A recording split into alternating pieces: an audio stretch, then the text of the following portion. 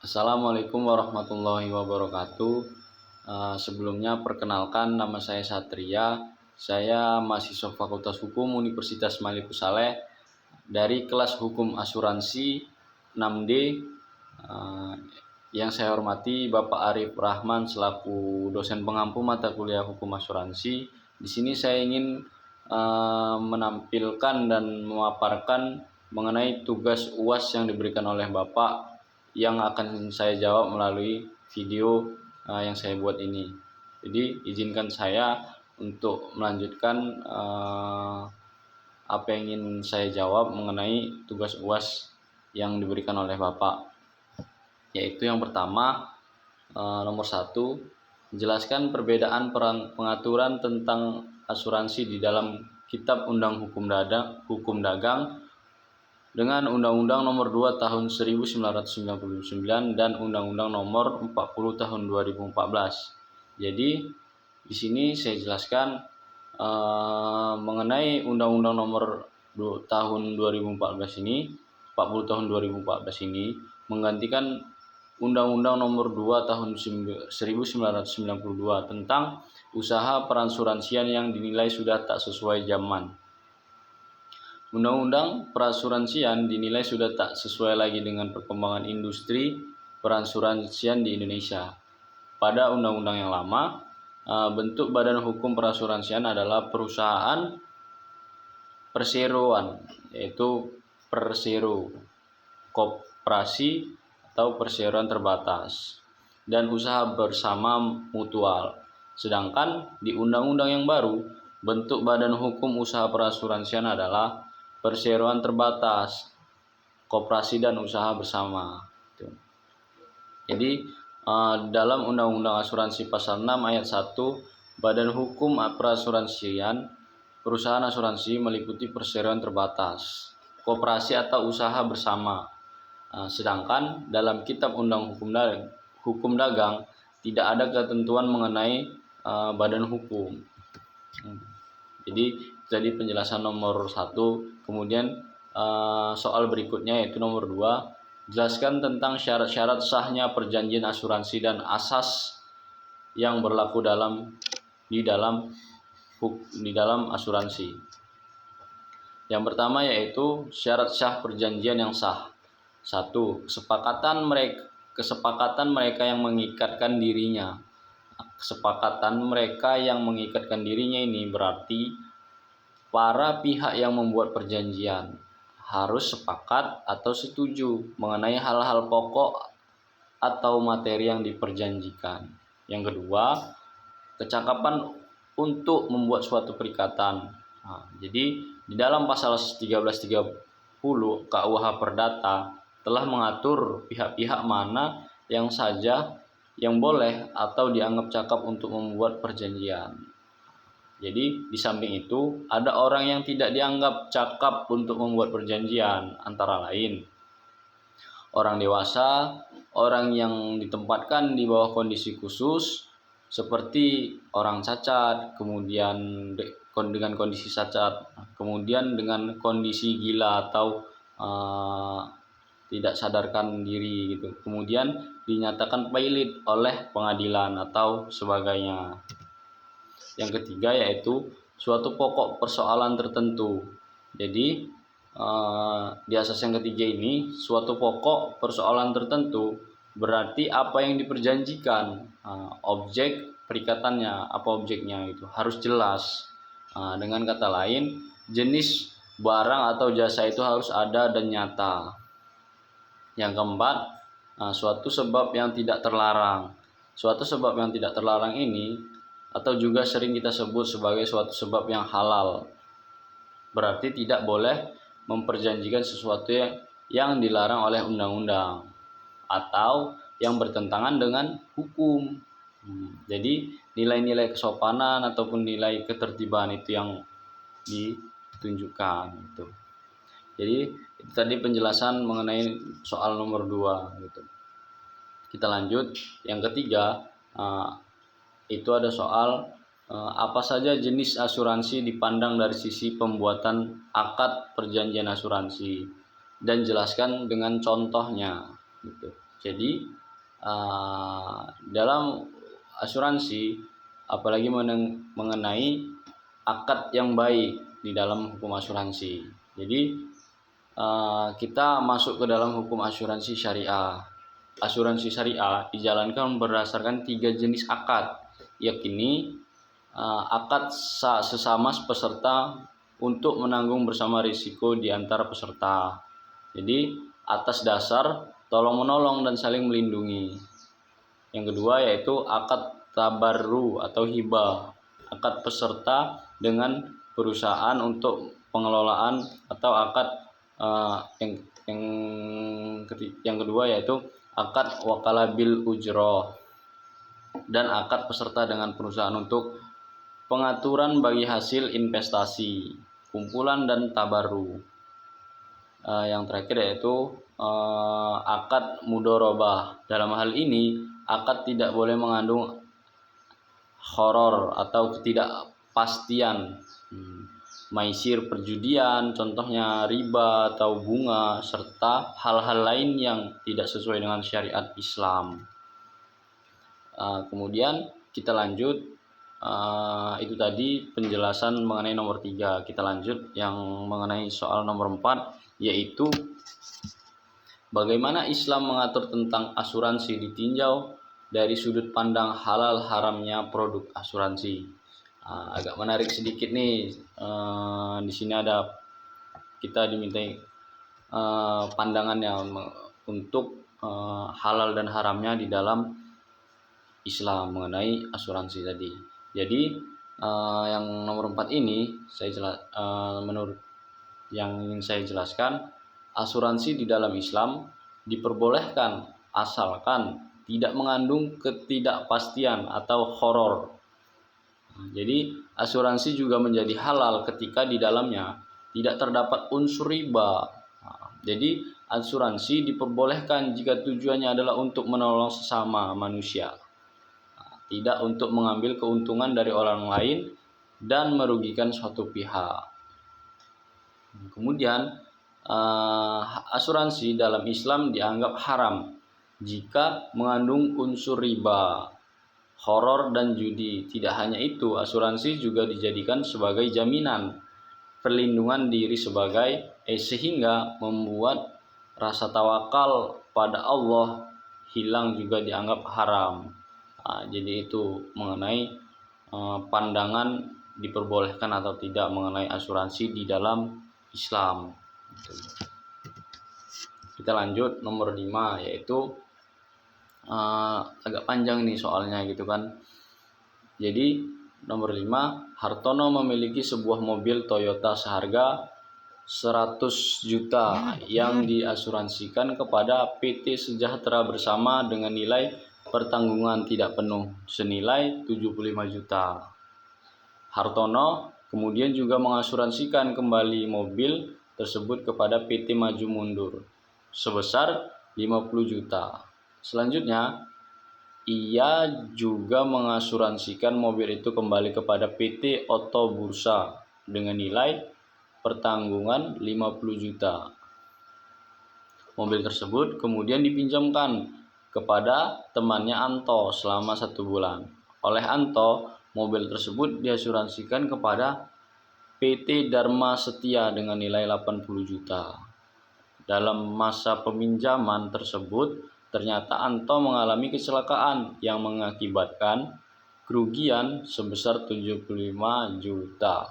Pertanyaannya, siapakah pihak-pihak yang berhak mengajukan klaim ganti kerugian tersebut? Oke. Jadi di sini akan saya jawab menurut pandangan dan ilmu yang saya ketahui. Jadi si Bapak Hartono ini, karena ia merupakan pemilik mobil sesuai dengan namanya yang ada di surat tanda nomor kendaraan mobil tersebut, di mana tertanggung berhak mengajukan klaim ganti kerugian kepada penanggung. Karena tertanggung telah membayar premi yang merupakan kewajibannya, maka berarti pihaknya menyetujui untuk memberikan ganti kerugian. Berdasarkan polis yang ditandatangani oleh penanggung yang ditujukan oleh tertanggung melalui surat permohonan pertanggungan kendaraan berdasarkan asas hukum perdata yang menyatakan bahwa barang siapa yang merasa mempunyai hak atas sesuatu, maka ia harus dapat membuktikannya. Dalam hal ini tertanggung. Jadi merasa mempunyai hak untuk memperoleh ganti kerugian dari penanggung dengan alasan evenement yang diperjanjikan dalam polis telah terjadi. Untuk itu pihak tertanggung harus dapat membuktikannya bahwa evenement tersebut benar adanya bukan atas kesalahan diri serta rekayasa dari pihak tertanggung. Polis standar kendaraan bermotor di Indonesia yang selanjutnya disebut PSKB menjelaskan perusahaan asuransi penanggung akan memberikan ganti kerugian kepada tertanggung berdasarkan ketentuan persyaratan. Pengecualian dalam polis berdasarkan ketentuan. Penanggung akan memberi ganti kerugian terhadap risiko atau evenement seperti bahaya pencurian, kebakaran, kerusakan, dan kecelakaan. Kemudian syarat-syarat dokumen perjanjian asuransi yang telah ditandatangani oleh penanggung dengan tertanggung harus diserahkan jika terjadi evenement terhadap kendaraan motor yang dipertanggungkan.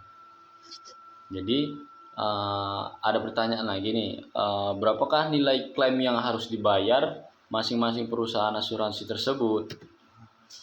Jadi jika kerugian yang dialami 75 juta rupiah, maka nilai klaim yang harus dibayar masing-masing perusahaan asuransi sebesar adalah 75%, karena kerugian yang dialami adalah 75% yang harga mobil 100 juta.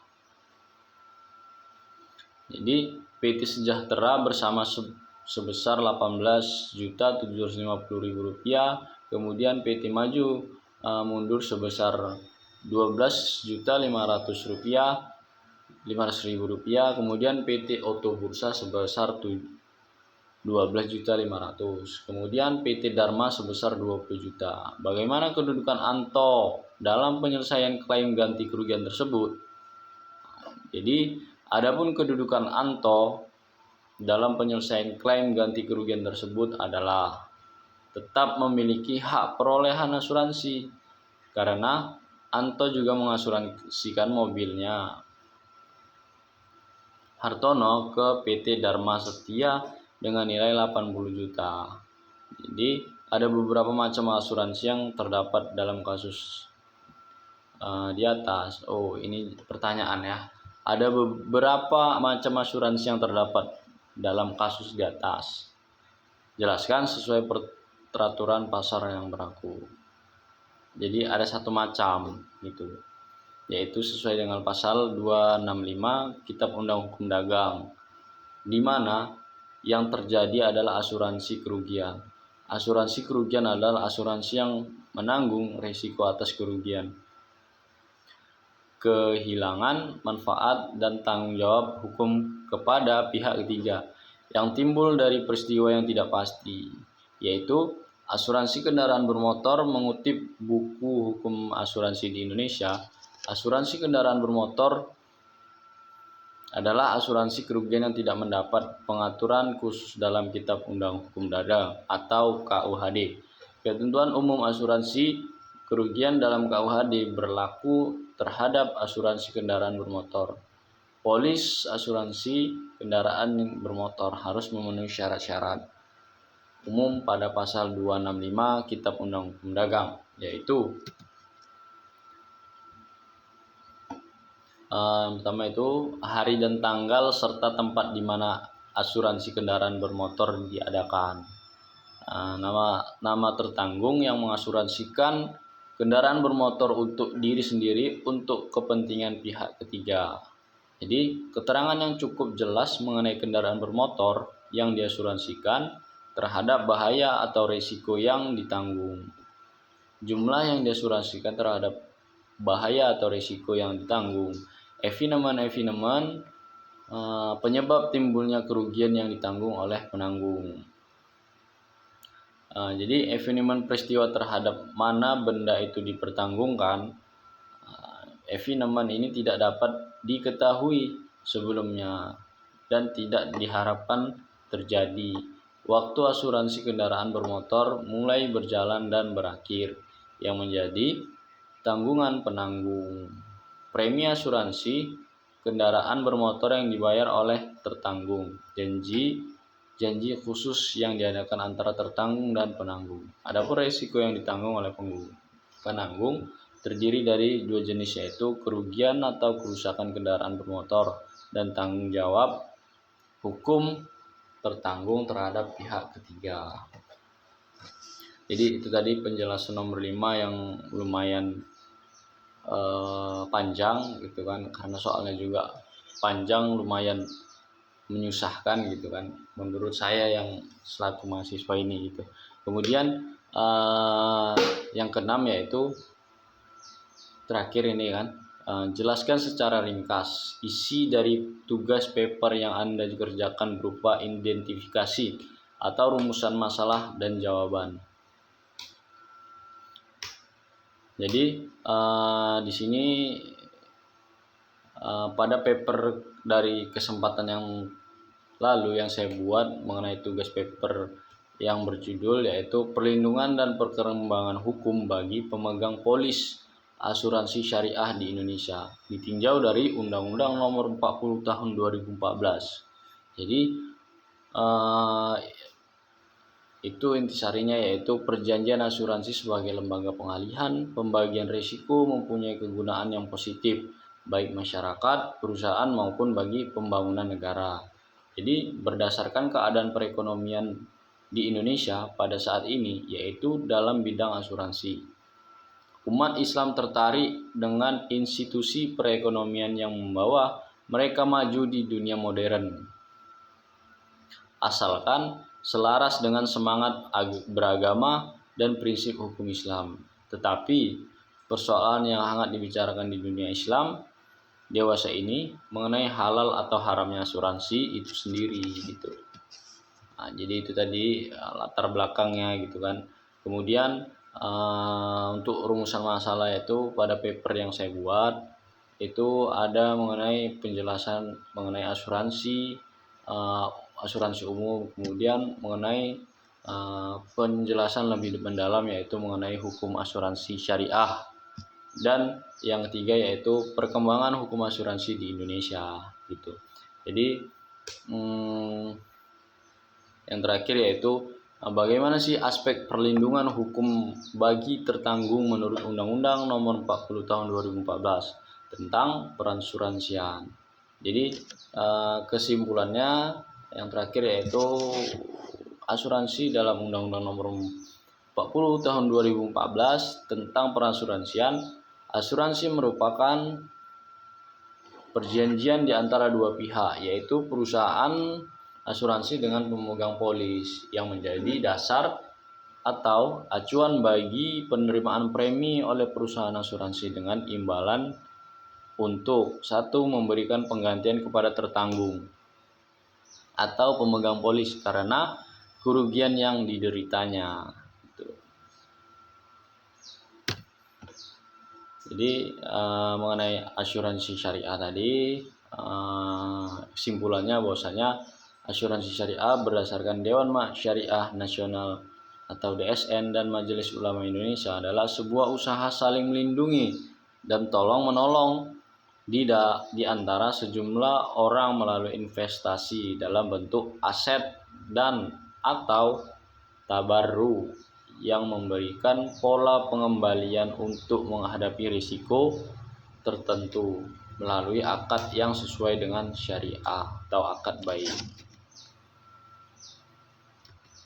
Mungkin itu tadi mengenai pemaparan dan jawaban dari saya mengenai tugas yang diberikan oleh Bapak Arif Rahman, yaitu tugas UAS atau ujian akhir semester. Apabila dalam penyampaian maupun penjelasan dari saya tadi ada yang mungkin keliru atau salah, mungkin nanti bisa kita koreksi sama-sama. Saya Satria, selaku mahasiswa kelas hukum asuransi 6D, pamit undur diri. Terima kasih. Wassalamualaikum warahmatullahi wabarakatuh.